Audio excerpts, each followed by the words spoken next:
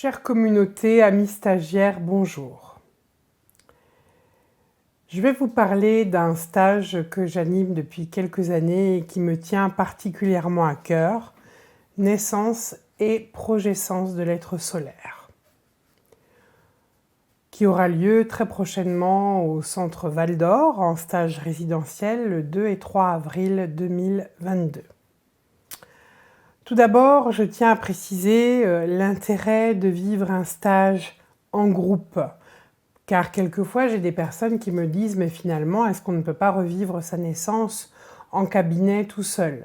Non, ce serait beaucoup trop long et en plus, vous ne bénéficieriez pas de tout l'avantage de participer à un stage à l'intérieur même d'un groupe, parce qu'un groupe crée un véhicule qui amplifie. On peut se retrouver sur les mêmes problématiques des uns et des autres, ce qui fait que la compréhension, les prises de conscience vont être beaucoup plus rapides. Et puis, ça va mettre aussi les participants en inconfort, parce que c'est pas forcément évident d'oser être, d'oser se livrer. Et l'inconfort va nous donner accès plus rapidement à des problématiques. Donc c'est presque un avantage de ressentir ce moment d'inconfort. Et puis aussi un stage comme la naissance, c'est 2 jours complets où nous sommes en immersion, où on peut s'installer dans un travail thérapeutique avec une certaine intensité. Et cette intensité va nous permettre aussi d'avoir des prises de conscience plus fulgurantes, plus rapides. On économise aussi beaucoup de temps et du travail en individuel parce qu'il y a la magie du travail qui se fait en groupe. Quand vous venez en séance individuelle voir votre thérapeute, ça va durer 1 heure, 1 heure et demie, même en consultation individuelle avec Christelle Chaya. Vous prenez ça sur votre journée. Peut-être que vous travaillez avant ou que vous travaillez après, que vous avez des courses à faire, que voilà, c'est 1 heure et demie ponctuellement, à un moment donné, dans une semaine. Alors que, au contraire, quand vous êtes en groupe, c'est plus de 48 heures en immersion totale. Donc, il y a une accélération qui se fait aussi là dans le processus d'intégration. Et puis, comme je dis, il y a une magie qui se fait dans le travail du groupe. Et là-dessus, je vais vous apporter aussi une petite précision. J'ai bien souvent des stagiaires qui me disent « Ah, mais moi, par exemple, tel stage, je l'ai déjà vécu. Je l'ai déjà fait il y a 1 an, il y a 2 ans, il y a 5 ans. Ou alors, le système des croyances, parce que c'est un stage que nous avons eu récemment, des personnes me disent « Ah, mais le système des croyances, ça je connais. J'ai déjà fait il y a quelques années, je connais l'outil du décodage. » Oui, peut-être, mais vous ne devez pas choisir de participer à un stage avec votre tête, votre mental. Vous devez vraiment demander à votre âme, à votre divine présence, parce qu'il y a cette magie de l'instant. Et en plus, Christelle Chaya est un maître d'enseignement. Donc il y a quelque chose à chaque fois de l'ordre de l'inédit qui se présente. Et en fonction aussi de la qualité vibratoire du groupe,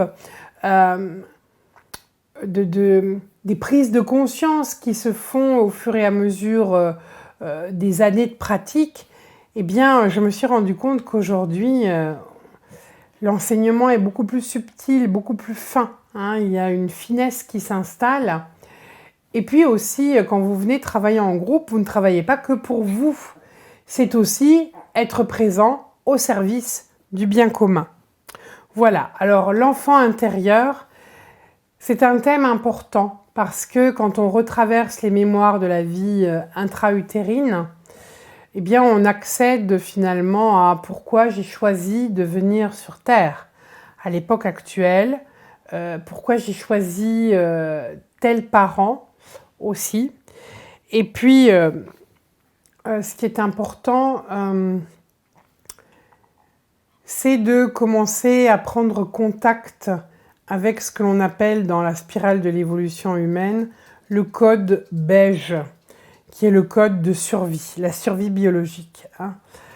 Il y a ce que notre tête pense, ce que notre cerveau analogique pense, et puis il y a des choses qu'on va faire de manière, je veux dire, presque comme si on était pris par quelque chose.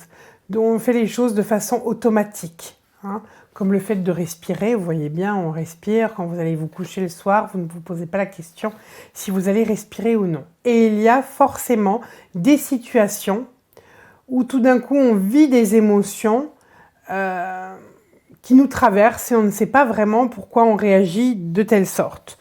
Donc le but de la naissance, du revécu de la naissance, c'est retraverser toutes les empreintes émotionnelles qui ont été créées à travers les souffrances.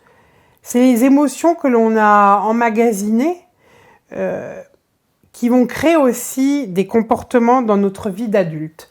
Donc les émotions que l'on a emmagasinées bébé, enfant, bien effectivement elles vont générer nos comportements dans notre vie d'adulte. Et bien souvent, on peut avoir un comportement qu'on ne comprend pas, qui n'a pas réellement un sens, qui est même entravant.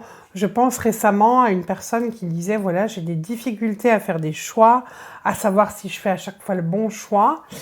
Et finalement, dans tout ce que Cristal Chaya a pu lui révéler, c'est qu'il y a une espèce de grande culpabilité d'être incarnée, puisque elle se sentait responsable du mal-être de sa mère, qui ne la voulait pas à ce moment-là. Donc à chaque fois qu'elle voulait aller vers quelque chose qui lui apportait du bien-être, eh bien, il y a cette mémoire qui lui dit non, t'as pas le droit d'exister, t'as pas le droit de vivre. Alors évidemment, dans une consultation, Cristal Chaya peut révéler, mettre en lumière ce type de programme, mais il n'empêche que la personne n'a pas forcément le revécu des émotions. Donc, je dirais que le travail est fait en partie. Cristal Chaya va mettre le doigt sur le programme qui est à mettre à jour, mais ensuite, il y a quand même un travail qui est celui de la personne, à savoir contacter les émotions qui sont en lien avec cette croyance, cet enfermement, cette culpabilité. Donc bien souvent, nous avons dans notre vie d'adulte des comportements de survie, d'adaptation, et on va être complètement limité dans notre présent, dans notre quotidien. On n'est pas complètement libre. Et pour ascensionner, c'est une qualité qu'il nous faut développer de plus en plus, cette liberté d'être. Parce que les comportements de survie, quand ils se mettent en place, en fait beaucoup plus rapidement que ce que l'on pourrait réfléchir. Et en général, quand on a réagi, on a réagi déjà et on va réfléchir après. Parce que justement, les comportements, ils vont s'installer de façon systématique et automatique. Donc, on n'a pas le temps de prendre du recul. On est comme manipulé par ces émotions qui sont en lien avec ces mémoires, ces programmes qui n'ont pas été mis à jour. Donc, de pouvoir aujourd'hui traverser toutes ces premières empreintes émotionnelles qui étaient à l'origine des comportements de notre vie d'adulte, ça va déjà permettre de reconnaître l'événement, de contacter, de sentir où ça a été perturbé. De pouvoir aussi démélanger nos propres énergies et celles que l'on porte de notre lignée, de nos parents. De prendre aussi conscience, de pouvoir exprimer, mettre des mots, mettre à jour, de libérer aussi la charge émotionnelle. Et ça, c'est le plus important, parce que même une consultation avec Cristal Chaya, où vous n'êtes pas sûr de quelque chose, peut-être vous avez revécu de l'inceste, ça se dévoile. J'ai déjà aussi eu le cas des personnes qui, en constellation familiale, la constellation a montré qu'elles ont été incestées bébé peut-être ou très jeune enfant par l'un des parents, mais la personne n'en est pas totalement sûre et demande une confirmation en channeling. Alors Cristal Chaya peut confirmer, mais il n'empêche que le revécu de naissance va apporter ce plus, va permettre de libérer la charge émotionnelle et donc de pouvoir pacifier. C'est important de pouvoir pacifier pour transcender et inclure. Et puis mettre à la place aussi d'autres choses, parce que dans le revécu de naissance, on fait 2 passages. Un passage où la personne va naître tel que la mémoire du corps l'a enregistré. Et puis on va faire un autre passage où là, il y a une sorte de reprogrammation. On peut mettre d'autres choses. On peut mettre la lumière, on peut mettre aussi tout ce que l'on va amener avec soi depuis le plan des maîtres, depuis le plan de l'être solaire. Et on va donc se sentir beaucoup plus libre et beaucoup plus conscient de nos émotions. On va peu à peu aller du contrôle vers la maîtrise, vers cette ouverture du cœur. Plus on a des émotions qui sont cristallisées ou enquistées à l'intérieur de soi, et plus on va avoir des comportements dans lesquels on reste enfermé. C'est un peu comme les extensions. D'ailleurs, aller rechercher ces mémoires antérieures et comprendre les systèmes d'enfermement vont vous permettre aussi de mieux prendre conscience de ce que vivent les extensions de l'être solaire. Je reviendrai un petit peu après sur l'être solaire, mais plus on va libérer les émotions et plus on va avoir les réponses qu'on va pouvoir apporter dans notre quotidien. Les premières empreintes émotionnelles qu'on porte, ce sont celles de notre vie fœtale et de notre naissance. D'ailleurs, il y a un psychanalyste qui était du siècle dernier, qui s'appelait Monsieur Autoran, qui disait « Vous allez vivre votre vie comme vous êtes né ». Et finalement, le revécu de naissance montre que c'est plutôt vrai. Parce que plus on va avoir des difficultés pendant la période de la vie fœtale et de la naissance, plus ça va générer des comportements de survie qui vont vraiment s'ancrer de façon automatique. Et on va avoir aussi tendance à s'identifier à ça. On va s'identifier à ces blessures, à ces mémoires qui sont restées enquistées. Alors voilà, je vous présente Chanel, qui est très vivante elle aussi, et qui a envie, je crois, de participer à cette petite présentation. Alors, ces mémoires enquistées, on les a depuis tellement longtemps qu'on ne se souvient pas forcément du traumatisme. Et du coup, on a l'impression que c'est notre nature et qu'on ne pourra jamais changer ça. Et ce n'est pas forcément une réalité, ça, c'est juste une croyance. La naissance, c'est ce premier passage. Ce premier passage, c'est notre première traversée.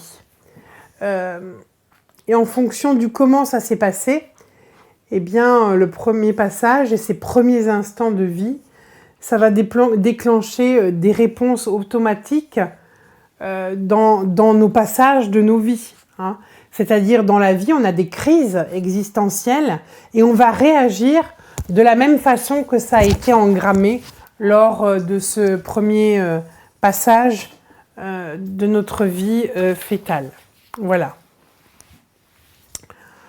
Alors, à chaque fois qu'on doit passer à l'action, à chaque fois qu'on doit changer quelque chose de comportement, de situation, qu'on doit passer à une autre étape de notre vie, qu'on doit déménager, changer de travail, à chaque fois, ça vient réveiller toutes ces mémoires de la naissance et aussi tout ce qui a été compliqué autour de cette naissance.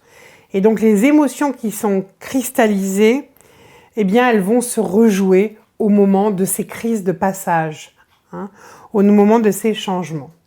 Si on est né par césarienne aussi, c'est pas la même chose que par voie naturelle. Et ça, J'ai tout un questionnaire aussi, et c'est important que vous puissiez questionner vos parents. Je me suis rendu compte que certains ne savent pas s'ils sont nés par voie naturelle, par césarienne ou par forceps, etc.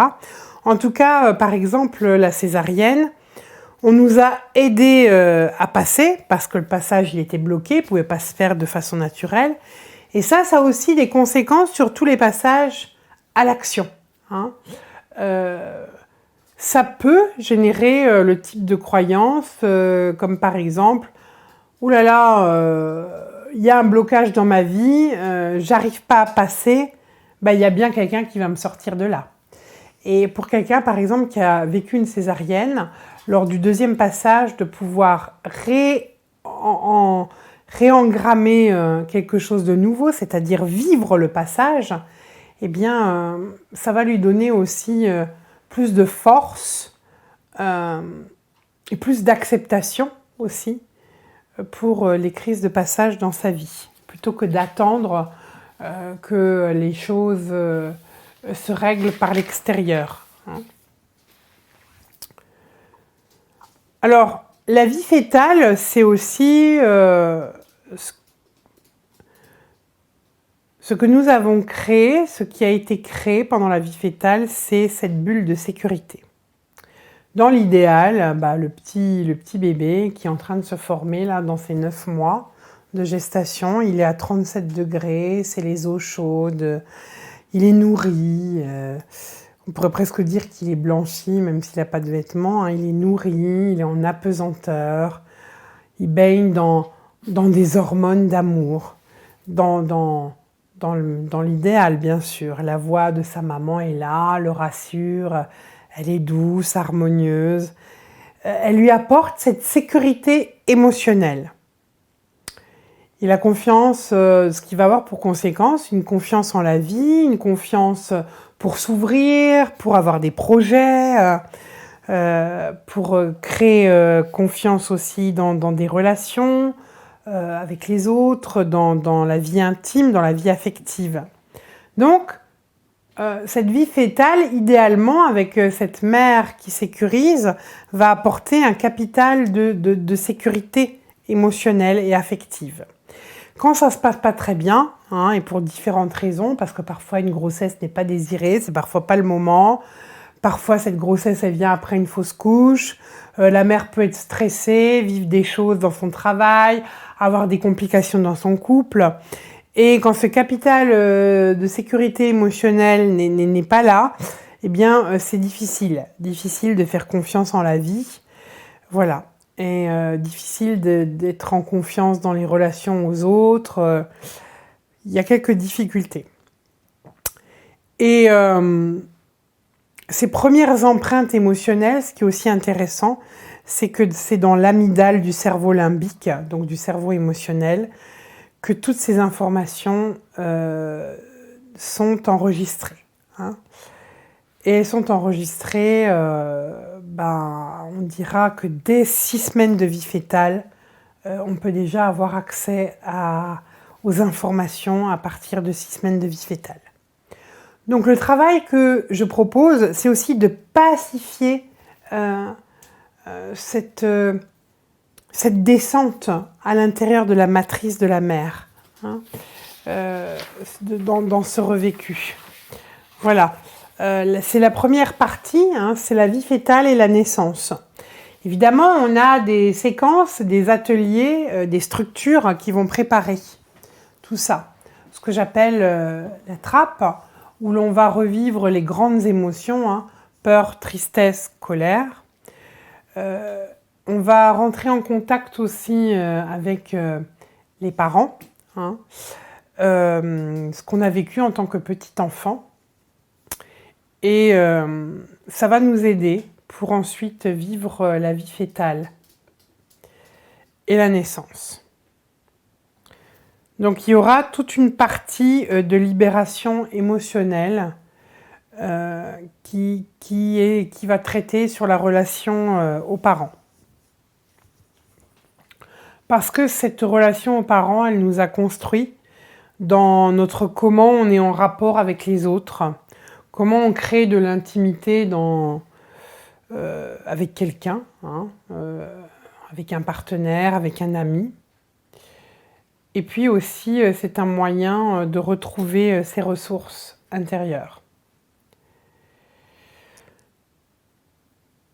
Parce que bien souvent, notre posture, elle peut être immature.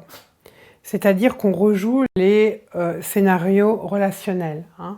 Quand par exemple on dit ne pas prendre les choses personnellement, moi je me suis rendu compte que bien souvent les personnes peuvent interpréter, projeter des choses parce qu'elles sont dans une sorte de régression, d'immaturité, parce que justement elles n'ont pas pris suffisamment soin de leur enfant intérieur, et il y a des scénarios relationnels qui vont se rejouer. Pourquoi ce stage me tient tellement à cœur?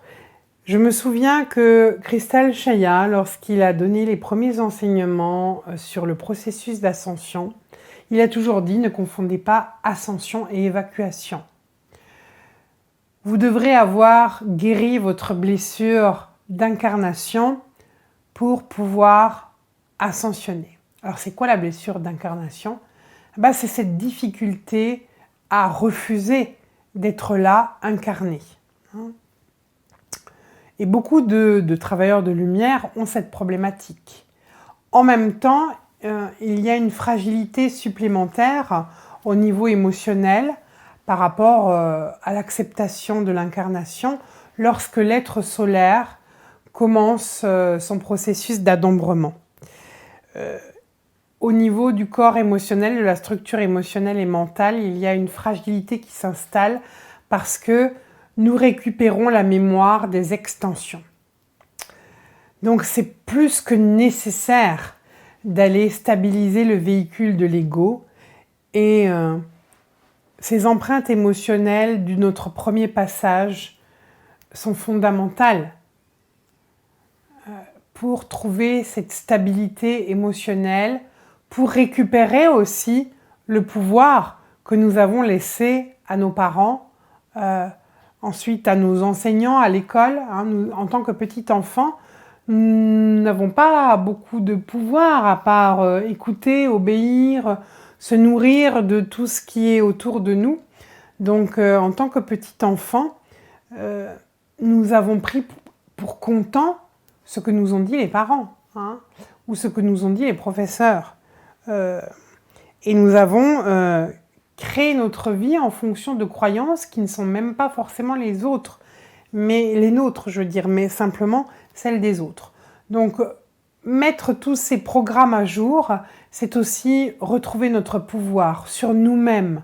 Pas pour l'exercer sur les autres, parce que ce serait de l'abus de pouvoir, mais vraiment dans cette conscience Melchizedek Christos, je récupère des morceaux de moi, des fragments de moi. Je m'en occupe, j'honore ces émotions qui ont été quelquefois douloureuses, et je deviens de plus en plus confiant en la vie. J'apprends à ne plus projeter et à ne pas rentrer justement dans cette immaturité de rejouer des scénarios relationnels anciens. Il n'y a plus de confusion ni de dispersion. Donc voilà, ici vous avez des crânes, dont celui-ci, vous pouvez vous connecter à lui parce que c'est vraiment un crâne qui est là, qui représente l'enfant intérieur. Et plus l'enfant intérieur va s'épanouir à l'intérieur de nous, dans notre quotidien, plus ce sera profitable à notre être solaire qui va prendre sa place pleinement et pouvoir entrer en action, rayonner dans ce monde. Et puis, bien sûr, on a des dragons, ici, qui sont aussi des protecteurs. On a ce crâne qui représente aussi la transcendance de nos extensions. J'aime aussi ces deux crânes qui sont parèdres, je les ai mis là parce que les parèdres ont aussi travaillé sur cette cellule de vie qui est ce lingam qui est posé sur sa matrice. le féminin, le masculin, le yoni, le lingam. Et puis j'aime beaucoup ce petit crâne qui est en topaze. Je ne sais pas si par la caméra on peut le voir, il a un cœur. C'est le crâne de ma fille. Ça représente aussi l'enfant solaire pour apporter toute la connaissance de nos origines. Et puis bien sûr Matrix qui est notre maître de cérémonie, qui est toujours là pendant les stages, qui est la matrice de Cristal Shaya, qui va aussi ancrer tout le travail au niveau cellulaire.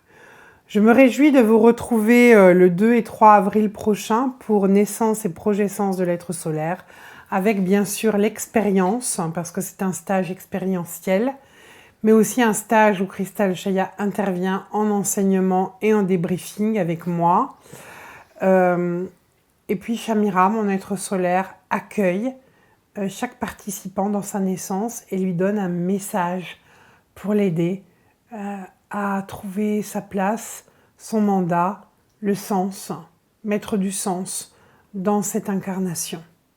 Merci pour votre écoute et à très bientôt.